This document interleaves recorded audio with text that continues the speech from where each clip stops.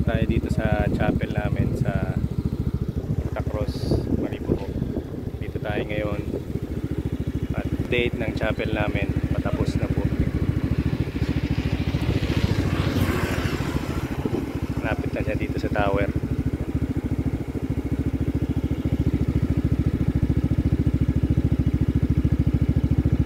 Tapos na po yung bubong niya, tas nag-ano nila si semento, nagpipinis na lang din.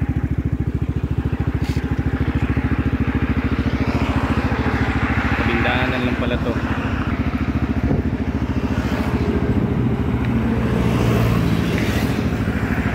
Napitan tayo sa kan.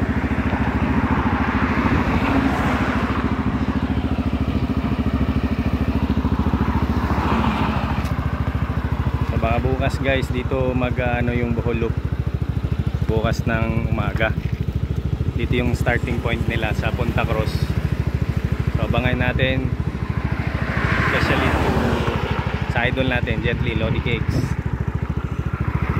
Sana makapag-picture tayo bukas kanya.